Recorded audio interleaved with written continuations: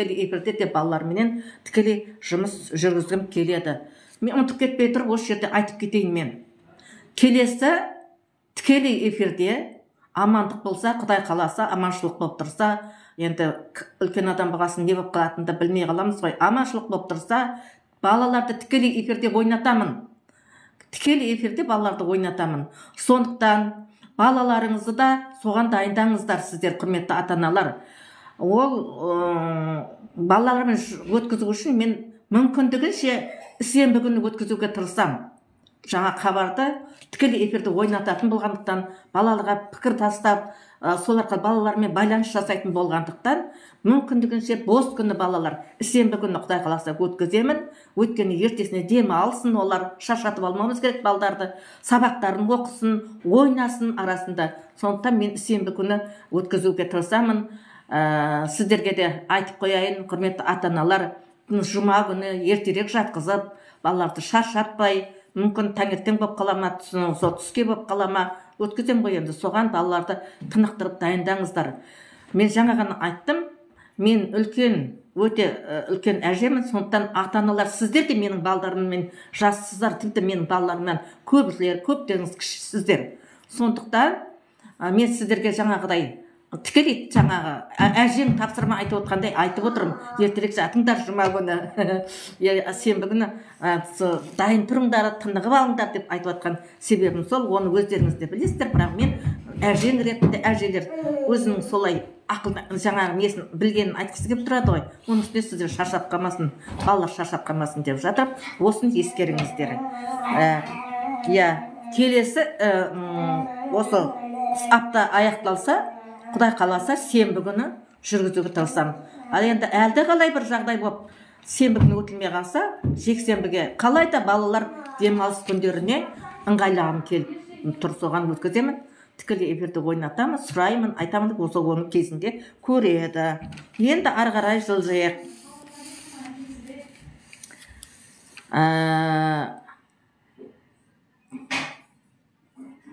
Енді жаңағы төзімділікті айттық, оны айттық.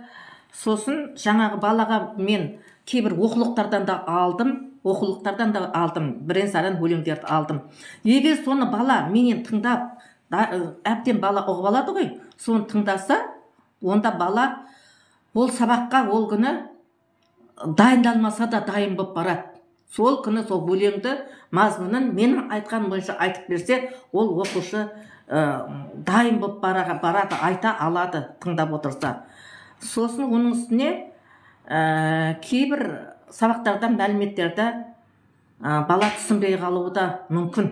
Әр мұғалімнің мүмкіндігі әртүрлі, қабілеті әртүрлі, дикциясы әртүрлі, түсіндіру мүмкіндігі әртүрлі, білімі әртүрлі, ақылы әртүрлі. Тағы не бар? Шеберлігі, түсіндіру шеберлігі әртүрлі, әр ұстазда. Балдарға қалыптастыру үшін, соны балаларды қызықтыру үшін алдыменен мен тыңдауға, соны үйренуге. Сол келесі жолы сабаққа балаларыңызды да өздеріңіз де бір бөлек тыңдай беріңіздер. Балдар да бөлек тыңдасын, бір шамалық. Көп созбай, балдарды шаршатпай, мүмкіндікше қысқа қылуға да тырысамын. Айтатын материалыма қарай. Сіздер егер жалықсаңыздар, тіптен балаларым шаршады десеңіздер, тоқтатып қоя салуға да мен дайынмын. Мен енді өзім мүмкіндігінше бір мәселелерді жоспар бойынша айтамын. Міне осылай. Лайктарыңызды жіберіп отыра беріңіздер. Ол тіпті тамаша болады. Сізбен біздің жаңағы байланысымызды көрсетіп тұрады дегендей. Міне ары қарай. Енді тыңдау үшін, бала тыңдау үшін, түсіну үшін, сезіну үшін балаға да көп нәрсе керек. Тыңдап, оны сезіну үшін. Енді оны мен айта берсем, бұл жайлы өте көп, ұзақ әңгіме. Өйткені мен бұл мәселені өзімнің ғылыми еңбегім бар, оны қорғағанмын.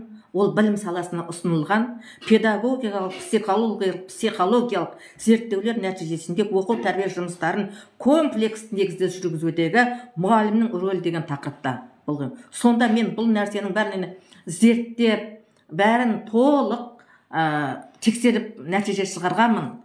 Бірақ бұл жерде олай, бұл еңбектен оқып бере салайын десем дайын нәрсені. балалардың түсінуіне ауыр ол. Ғылыми терминдермен жазылған. Сондықтан мен кәдімгі осылай қарапайым сөзбен түсіндіріп отырғаным сол. Әйтпесе менде бәрі дайын тұр ол. Сонда бала басқа бір керек емес нәрсені көріп отқаннан гөрі соткіден менің пайдалы нәрсені көріп отырады, және сабаққа дайындалып барады ғой, дайын болып барады. Ол күн тақырыпты бала енді өтетін болса алдын алуға бала сол класстың ішінде, жаңа класс деп айтамыз ғой біздің кезімізде, сол класста сабақта отырғанда ол сабақты айтып бере алатын мүмкіндікте жетеді бала. Енді бәріміздің, сіздердің, біздердің бір үміт күтіп отырғанымыз сол балалар ғой, балдарымыздан үміт күтіп отырмыз ғой.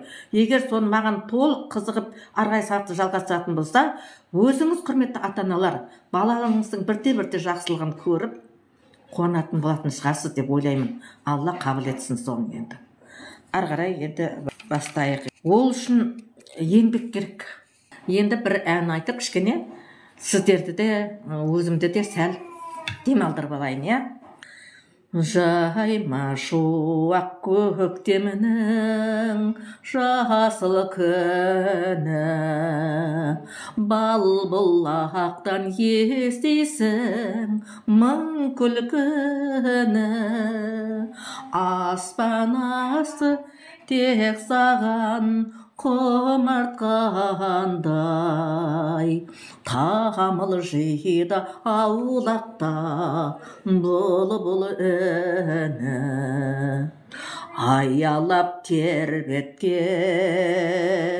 сұрашы жер көктен, әлемнің сенде қызығы, күніңде сенде қызуы.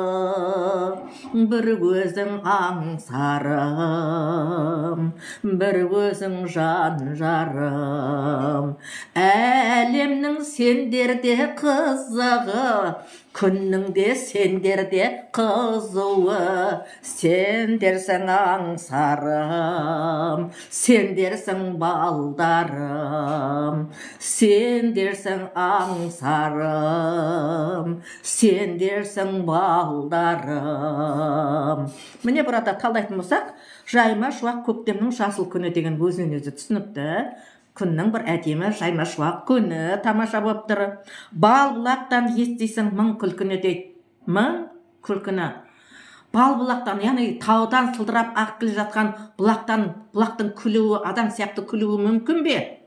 Осы жерде ұмсын, немереңнен сұрап көрші, мен жаңа мүмкін бе ол естисің күлкіні деп нені айтып жатыр? Таудан сылдырлап ағып келе жатқан бұлақтың естисің мың күлкіні дейді. Адамның күлкісіндей күлуі мүмкін бе бұлақтың? Ұмсын, жауап жазып жеріңе болады. Күлкі деп жатқан бірақ сөзбенен күлкі деп тұрғаны не ол?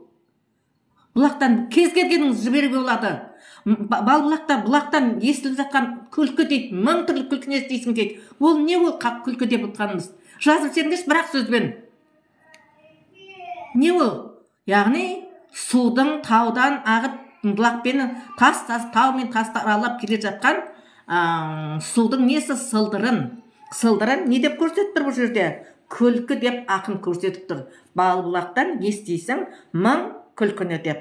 Аспан асты тек саған құмартқандай, тамыл жиды аулақта бұлбұл үні дейді. Яғни адам біреуді жақсы көріп тұрса, жаңағы біреуді ұнатып тұрса, өзің ойланып, көктемнің бір тамылжыған тамаша күнінде бұлақтар ағып жатса, бұлбұл сайрап жатса, оның барлығы жаңағы өзің ұнатқан адамның рухына арнап тұрғандай, аспан асты да соның бәрін құмартып, сол адамға бәрін арнап тұрғандай бір күй кешесің ғой өзің, көңің тасып, бір әдемі болып тұрғанда. Соны ақын жанды адамдар осылай жеткізеді, ақындар осылай жеткізіп тұр. Енді айтады қайырмасында, аялап тербеткен сұрасы жер көктен, әлемнің, мен өзгертіп айттым шамалы, сендерде қызығы, күннің де сендерде қызуы, сендерсің аңсарым, өзіңсің балдарым деп айттым. Енді бұл өзінен өзі білініп тұр. Бізді, ата-аналарды, мені, сіздерді аялап, тербетіп, рахатқа бөлеп жүрген кімдер ол? Ол балалар. Дұрыс айтасың, Марал. Иә, Марал бұлақтың сылдыры деп Марал жазып үлгеріпті, мен жаңа көрмей қалыппын. Өте дұрыс айтасың, бұлақтың сылдырын адамның күлкісіне теңеп, ақындар солай айтады ғой балам. Міне балдар қатысып отырса, осындай нәрсені ана өлеңнен түсінбейді емес, келесі естігенде ол апай ол бұлақтағы күлкі емес, ол бұлақтың сылдыры деп бала бірден айтатын болады. Бір естіп алса бала ұмытпайды оны. Міне дұрыс айтасыңдар. Сондықтан мен ана немереңнен сұрашы деп атқаным сол, ол ұмысын біліп отыр немересі, бірақ мынаған жазып үлгере алмады-ау деп ойлаймын өзім. Сосын әлемнің сендерде қызығы деген сөзім. Енді балам барлық қызық балаларды сіздер ата-аналарда менің балдарымсыздар деп айтып отырмын ғой. Сондықтан барлық әлемнің қызығы сіздерде жандарым. Сіздерде деп ойлаймын. Мен көңілімде босап отыр осы атқанда. Күннің де қызығы сіздерде деп отырмын. Күннің де қызығы сіздерде балаларым, құрметті балаларым. Көңілім босап шамалы даусым өзгеріп отыр, оған көңіл бөлмеңдер енді. Ал сендерсіңдер аңсарым, сендерсіңдер балдарым деп өзгертіп айттым. Яғни сендерді аңсап тұрамын, баланы аңсамайтын адам жоқ. Балдарды аңсап тұрамын, сол үшін балдарды шақырып жатырмын. Сендерсіңдер балдарым деп онда жаңа айтып жатырмын. Бәрің баламсыңдар, ата-аналар да баламсыңдар, балдарың да баламсыңдар. Балдарың балам немере баламсыңдар, шөбере баламсыңдар балдарың.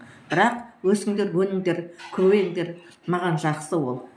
Мен үйренген адамның, бөтен адамның балдарының бәрін ұстаз, 40 жылдай ұстаз болып, бөтен адамның тіпті қатысы өтсіз адамның балдарының барлығы өзім балдарым деп, соны жаныммен жақсы көріп, соларға мүмкіндігінше әйтеуір қалай болғанда жақсы болатын жолын үйретуге тырысқан сондай адаммын мен.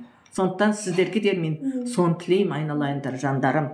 Ары қарай енді мен жаңа айттым, осыншалықты білім алу үшін еңбек керек, ақыл керек. Білімсіз, ақылсыз ол болмайды. Ал оның барлығын сезім керек. Еңбектен қорқпау керек еш уақытта. Мысалы, мен өзімнің балалық шағымды алатын болсам, мен 10 баланың ішінде, ona екінші семья, 2 семья қосылып тұрдық, 20 шақты бала. Бірақ енді олар ана үй бөлек, жататын орны бөлек, күндіз бірге ойнаймыз, түнде жататын орны бөлек, ал бірақ мен оны алмай-ақ қояйын. 10 бала бір үйде тұратын 10 баланы өзімнің бауырларымдан алайын. Сонда біз әбден еңбек істедік. Бізді еңбекке тәрбиеледі ата-анамыз. Өйткені ол бір жағы еңбекке тәрбиелеу күн көрістен басталады ғой. Күн көру керек, жұмыс істеу керек. Сондықтан мен сіңірі шығып, әбден еңбек еткен адаммын. Шынымен айтамын, әбден еңбек еткен адаммын. Енді одан кейін әлгі біреулер айтып жатады ғой, сіңірі созылған, әбден еңбекте піскен деп айтады ғой. Мен сондай адаммын. 10 шақты бала болғанда да мен соның үлкенімін, екіншісімін. Алтында бір қыз болды, одан кейін мен болдым. Кейінгілердің бәрі бізге қарады, еңбектің ауырып күш біздерге түсті. Менің інім болды, соған түсті. Одан кейінгі інілерім, сіңілерім кішкене жеңілдеу болған шығар деп ойлаймын. Енді бәріміз де еңбек істедік. Сонда одан енді оқыдық, кейін әрине еңбекті одан қойдық қой. Еңбек бәрін жеңбек деп жазып отыр. Өте дұрыс айтасың, Света. Бәрекелді. Бәрін көріп отырмын. Тамаша. Еңбек бәрін жеңбек деген деп айтып. Бәрін жеңдік. Света айтпақшы, еңбек арқылы бәрін жеңдік. Одан кейін біз мектепті оқуға бардық, мектепті бітірдік, институтқа оқуға түстік. Оны бітірдік. Ол да еңбек қой, ол жақта да білім аласың. Оның үстіне жаңағы ғылым еңбекті сол жақтан бастадым мен. Мен мұғалімнің французша еңбегін орыс тіліне аударып беріп, Мәскеуге жіберіп, маған студентка 4-го курса Алиханова Айымжан деп жаңағы өте еңбекті орысшаға жақсы аударғаны үшін деп грамота берген, институтта оқып жүргенде ол. Енді ол кезде қазақшаға аударуға рұқсат бермейді, біздің кезіміз совет үкіметінің кезі. Француз тілінен бір ғылыми еңбекті ағайдың еңбегін орысшаға аударып беріп, Мәскеуге жіберіп. Мәскеуге барды ағай негізінде қорғап. Соны маған да грамота алып келді. Жаңағы мен еңбек дегеннен шығып жатыр. Оның бәрі көз майымды таусып, словарменен күндіз түні еңбек еткеннің арқасында аударылып тұр ол. 3 ай каникулда алып келдім ауылға, содан аударып бардым сөйтіп. 3 ай каникулда да мен оны жұмыс істегенмен білім аудару арқылы мен білім алып жаттым деп айтады. Еңбек айтқанда. Одан енді тұрмысқа шықтым. Тұрмысқа шыққан кезімде тағы да еңбек. Өйткені менің шалым Қызылорда қаласында бірінші май мамыр дейміз ғой қазір мектебінде оқыған қара былай білімді естірген жан жақты азамат, бірақ қара жұмыс істемеген. Өлең айтыңызшы деп жатыр. Қазір айтам әнді өлеңді айтам. Қара жұмыс істемеген, сондықтан тағы да мені шөп шабу, жұмыршқа, қорамыз үлкен жұмыршқа бар, ек тастаған. Соны белорақпен ору, мал ұстаймыз, ауылда тұрған малға қарау, үйдің айналасында шөпті шабу, үлкен қораның құлақтаған жерін тұрғызып, шеңгел шалып бітеу, бәрі маған түсті мойныма. Өйткені менде өзі ұзақ уақыт балаларымыз болмай, 3 баламыз бар, 1 бала 2 қыз болды. Оларды өзіміз өлікті алып көргесін қара жұмыс істеткен жоқпыз. Барлық несін, ынталарын, зейіндерін сабаққа аудардық, оқыттық, институтта оқыттық, жұмыс істеттік, қызмет істеді, бірақ бәрі де қызметте осылай болды. Енді мен ән айтып жатыр ғой. Мен енді жұмыс істемегенмен, шалым қара жұмыс істемегенмен көркем мінезді кісі болды, өте тамаша болды. Қазір шалым өмірден өтіп кетті. Шалымның YouTube арнасында шалым туралы махаббат хикаялы деген кітабым бар YouTube арнасында. Сонда менің шалым туралы менің бүкіл студенттік өмірім, махаббат хикаялары деген студенттік өмірім және шалым туралы мәліметтер бар. Содан оқысаңыздар болады. Мен сол 50 жылға жоқ шалыммен тұрған кезде адаммен нәзік сезім арқылы ұғынысуды, керемет адамша өмір сүруді, екінің бірінде бола бермейтін ғажайып сыйластықты бастан кештім. Шын айтам, өте керемет сыйластықты бастан кештім. Басынан өткіздім, көзбен көрдім, ішін білдім деп айтуыма болады. Сөйтіп, жан жүрегіммен сезіндім мен сыйластық деген нәрсені. Сондықтан сезім де бар оның ішінде. Мынау кімге байланысты, мен енді шалма байланысты бір әнді айтып берейін, ұмытып қалмасам. Гүл сезім деген, сезім туралы айтып жатырмыз ғой.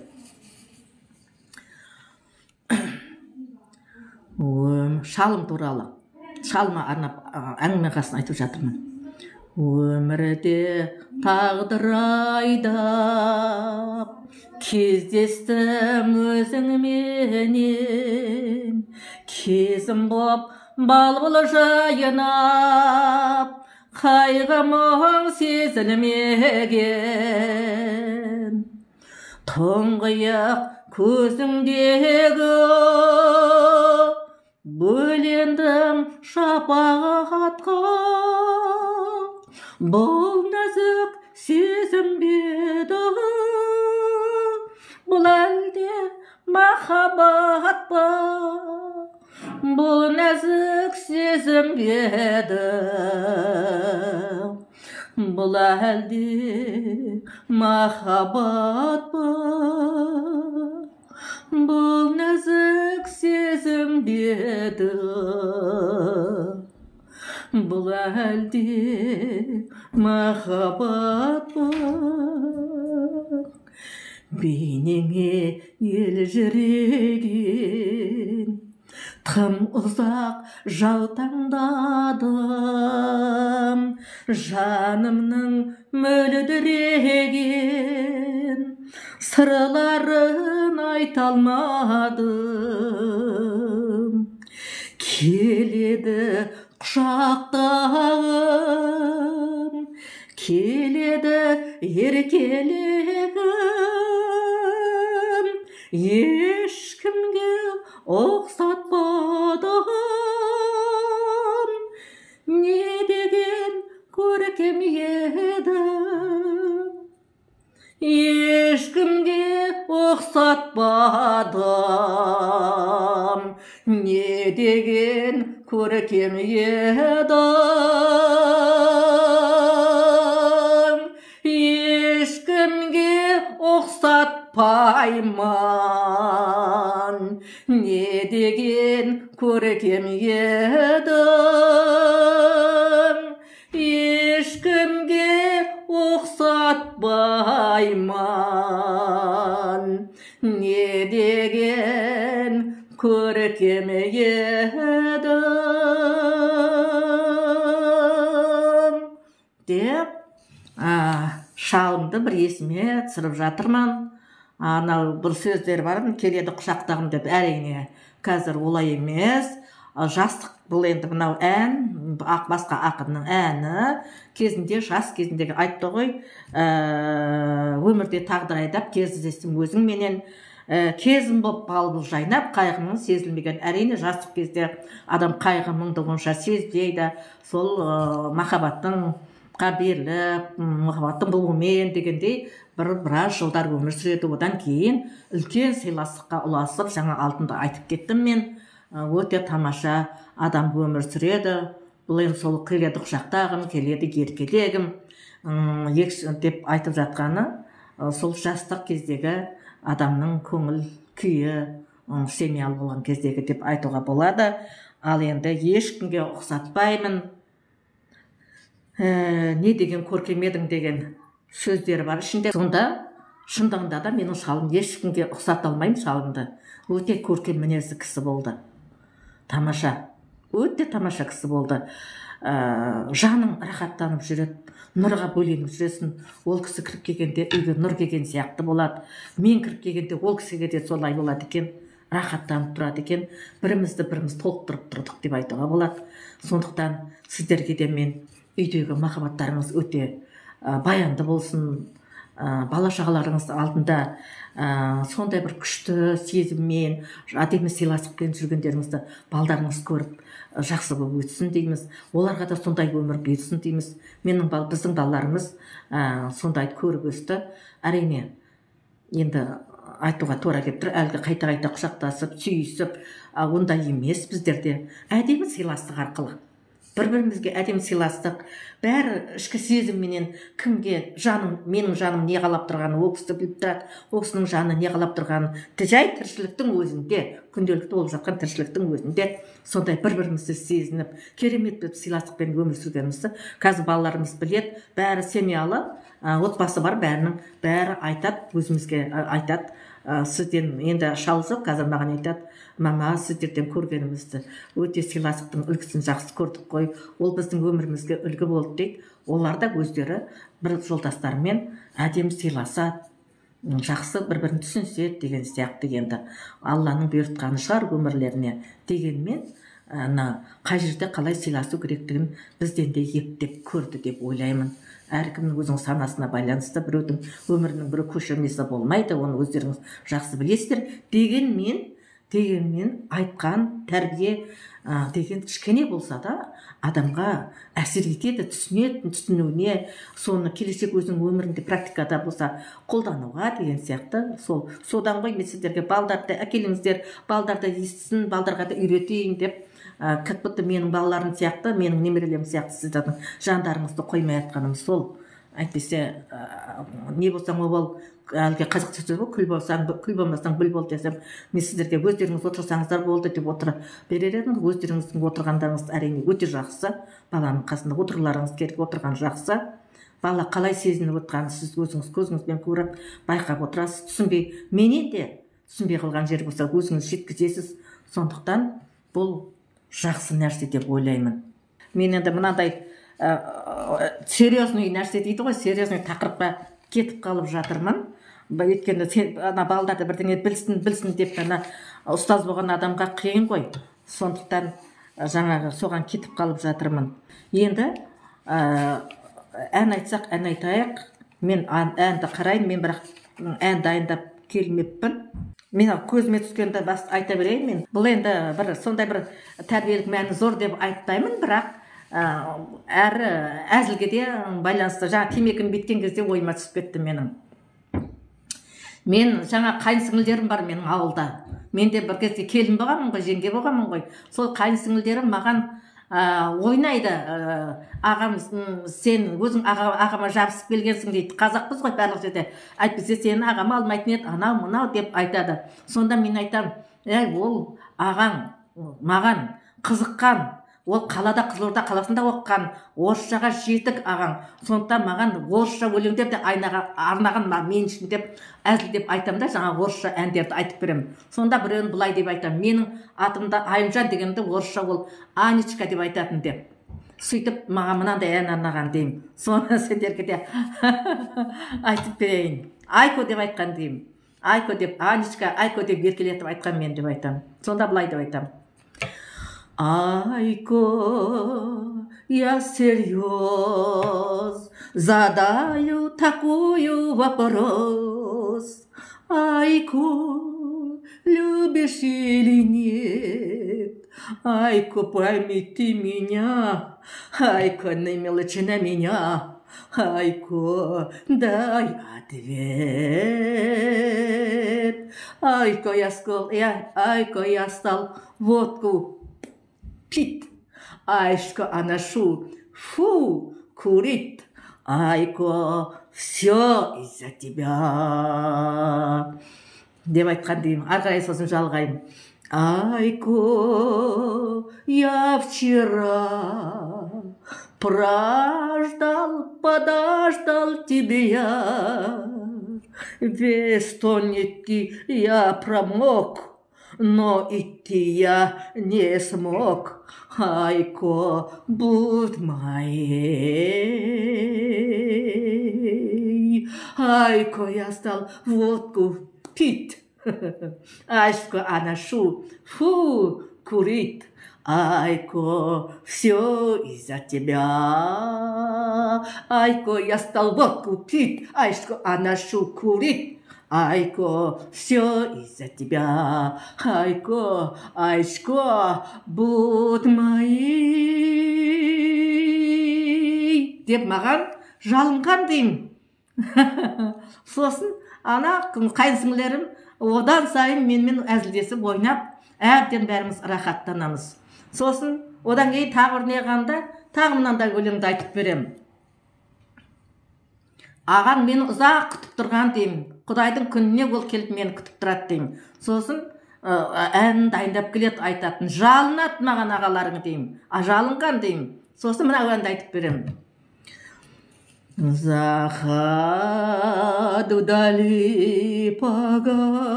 зашло луна моя, и снова в поздний час к реке спускаюсь я, а вдали блестит луна, за волной бежит волна, и душа любви полна, а в ней ты одна. И душа любви полна, а в ней ты одна. Но любимая моя, буду ждать всю ночь тебя. В целом мире ты мне нужна, лишь ты одна. Но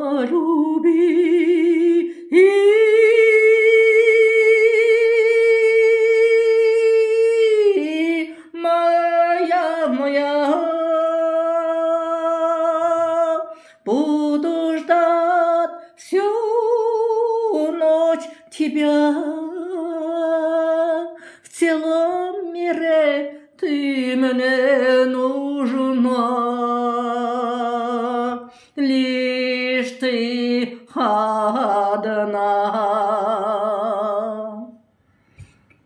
Вчера не на берегу мы встретились с тобой. Забыть я не могу прекрасный голос твой. Много лет тебя я ждал, как звездой ночей искал. Если ты моя звезда, скажи, скажи, скажи мне да. Если ты моя звезда, скажи, скажи, скажи мне да. Но любимая моя, буду ждать всю ночь тебя. В целом мире ты мне нужна, лишь ты одна. Но люби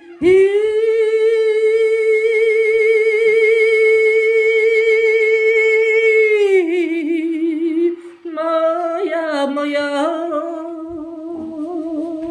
буду ждать всю ночь тебя. В целом мире ты мне нужна, лишь ты одна. В целом мире ты мне нужна, лишь ты одна. деп айтқан деймін жаңа қайын сіңлілеріме. Сөйтіп бәріміз мәз болып күлеміз. Қазақы әдіс жаңа салт дәстүр бойынша бір-бірімізді біреуміз жеңге болып, біреуміз қайын сіңлі болып ойнаймыз. Осылай жүріп тұрып жатырмыз. Өмірді осылай сүріп жатырмыз. Мүмкіндігімізше көңілді өткізуге тырысып дегендей жатырмыз. Енді мен жаңағы ән айтып берсеңіз деп осы жазылды. Арасында соны қанағаттандырып, бірақ бұл әндер менің жоспарымда жоқ еді. Бірақ сол өтінішке байланысты айтып беріп жатырмын. Риза болыңыздар. Келесі сабаққа аманшылық болса әнді де дайындап қоямын көбірек қылып. Мен ән сұрайтындарыңызды білмей қалдым. Кішкене ойланып дегендей. Сосын жаңа балаларға тікелей ойындарда ойнатамыз, ауыстырамыз. Мен оны сіздер айтпасаңыздар да мен ауыстырып отырсам, өйткені шаршатып алмауым керек сіздерді. Сондықтан ойын, ән, басқа нәрсе қосып бірте-бірте программағыны солай жаңағы күрделі өзгертіп, түрлендіріп отыруға тырысамыз. Өйткені мен ұстаз болған адаммын. Арасында баламен қалай жұмыс істеуді, арасында жаңағы ойын сәтін, арасында үзіліске байланысты күлкілі нәрселерді айту, немесе солай пікірлесу сияқты, ән айту, билеу деген сияқты енді түрлендіріп отыруға тырысамын. Ол өзімнің методикамда да бар, былай айтқан кезде. Сіздердің сұрап атқандарыңызда дұрыс, сондықтан арасында ән де керек, бірыңғай әңгіме болған болмайды. Сонымен бүгінгі сабағымызды осылай қорытындылайық балалар.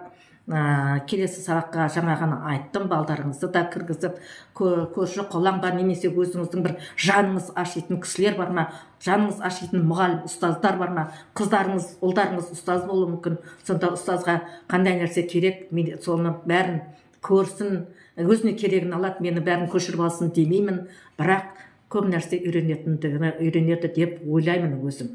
Сондықтан қош, сау, аман болып тұрыңдар, жақсы болып тұрыңдар, бала-шағаларың өсе берсін, бала-шағаларыңды жақсы нәрсеге қызығатын болып, менің сіздерге бір кішкентай ғана септігім тиіп, балаларыңыз бір жақсы нәрсеге құмартып, олар ойына келген нәрсені көреді. Ойламаңыздар, мама, мен мынаған жақсы нәрсе көріп жатырмын дегенде, ол бала ол лезде ауысып, оның эмоциясы басқа нәрсеге ауысып кетіп, басқа бір нәрсені көруі әбден мүмкін. Өйткені бәріміз де бала болғанбыз. Сондықтан ол баланы ол үшін жазғыруға да болмайды, ұрсуға да болмайды. Жаймен айту керек, түсіндіру керек. Сол үшін немесе баланы осындай нәрсеге қызықтырып әкелу керек. Бұл ата-ананың, біздің де міндетіміз ол. Сондықтан баланың ауытқуы әбден болады, әбден мүмкін. Баланы не керек үшін осындай нәрсеге ата-ана қызықтырып, бір-екі рет, екі-үш рет бір әкелсеңіз, одан кейін мен ана ойынды көрсетсем, мүмкін сіздің балаңызға қызығып қалар.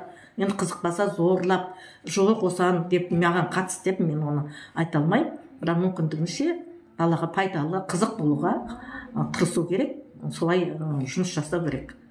мен де сіздер де жұмыс жасауларыңыз керек, құрметті ата аналар.